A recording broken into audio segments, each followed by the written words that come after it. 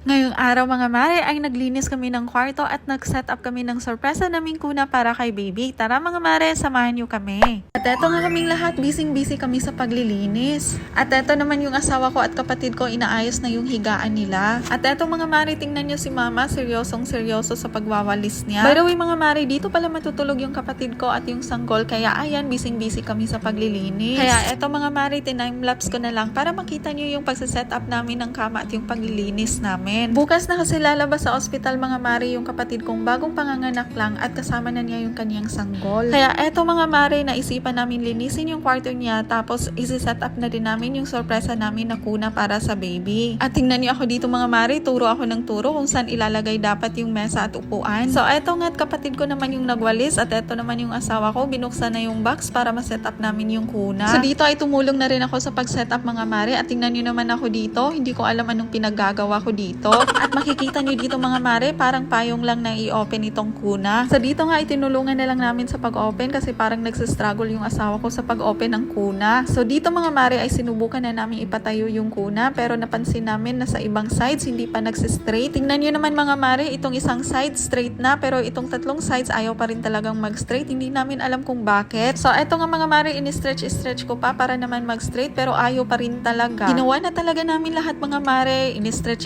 hinilot-hilot pero ayaw pa rin talaga. At dito mga mare, tawang-tawa na lang talaga ako dito sa mga pinaggagawa namin kasi para kaming naghihilot dito ng nabaling buto. Natatawa din talaga akong tingnan silang dalawa mga mare. Paano ba naman kasi para silang mga manghihilot? At eto nga kami mga mare, patuloy lang din sa paghihilot. Hindi namin alam paano ba ito maaayos. At eto naman ako mga mare, hindi pa rin tumitigil sa pagtawa. Paano ba naman kasi naging instant manghihilot kami dito? At eto nga mga mare, binasa ko na lang talaga tong manual para naman maayos na talaga to. Kung wala lang talagang problema sa pag-assemble mga mare, ay hindi talaga ako nagbabasa ng manual. At alam ko mga mare, tamad din kayong magbasa ng manual. Uy, aminin nyo. At tingnan nyo naman dito yung mukha ko mga mare, halatang hindi talaga naiintindihan yung binabasa ko. Kaya't ayan mga mare, nagpatulong na lang din ako sa kapatid ko na maintindihan yung binabasa kong manual dito para damay-damay na kaming ma-nosebleed.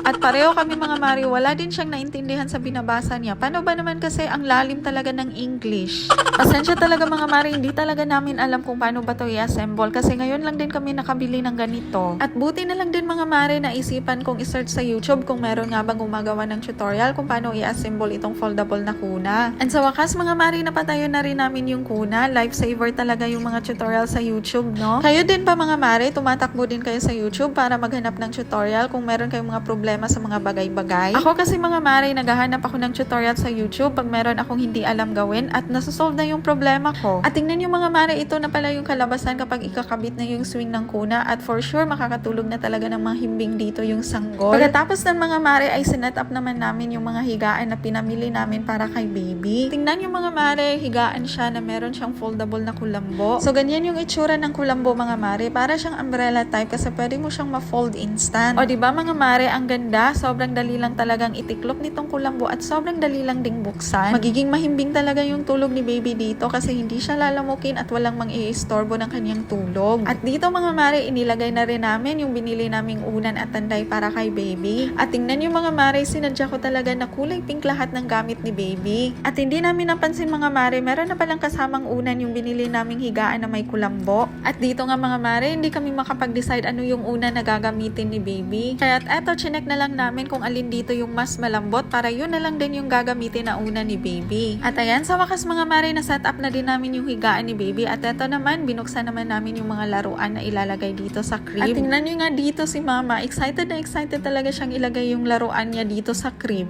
Eto pala mga mare yung nilalagay sa crib tapos merong binibitay na mga laruan. Ano palang tawag dito mga mare? Pa-comment nga. At tingnan nyo naman mga mare kung gaano ka-cute at ka-colorful itong mga laruan na binibitay dito sa my crib. At eto nga mga mare, nilalagay na ng kapatid ko yung mga laruan na ibibitay dito. At eto naman yung asawa ko mga mare, mini-make sure na talaga na hindi mahuhulog itong laruan para naman safe si baby. At eto naman si mama mga mare, tamang nood lang at tamang tapik lang sa laruan. Tapos nilabas na rin namin itong mga laruan na tumutunog mga mare. Ito pala yung kanyang tunog. At dito mga mare, nilagay ko na lang din dito yung pinamili naming bonnet, binder, gloves sa kamay at gloves sa paa ng baby. At dito mga mare, binilhan na din namin ng teethers si baby. Tingnan nyo ang cute ng mga teethers. Tumutunog din pala itong mga mare kapag inaalog-alog ng ganito. Ngayon ka lang din nalaman mga mare dahil sinabi sa akin ni mama na ito pala yung kakagatin ng mga sanggol kapag magngipin sila para naman maibsan yung sakit ng gums. At ayan mga mare, nilagay ko na lang din lahat dito sa kuna. At sa wakas mga mare, natapos na rin kami sa pag-setup ng sorpresa namin na kuna at excited na nga kami dito na umuwi na yung unang pamangkin namin. Kaya Lord, sobrang salamat po sa lahat ng mga blessings na binibigay mo sa aming mag-asawa dahil nakakapag-share na rin kami ng mga blessings na ito sa aming mga mahal sa buhay. Pagkatapos naming mag-setup mga mare, ay eto kami naglalaro ng Scrabble. At eto naman yung asawa ko nagpapapansin sa camera.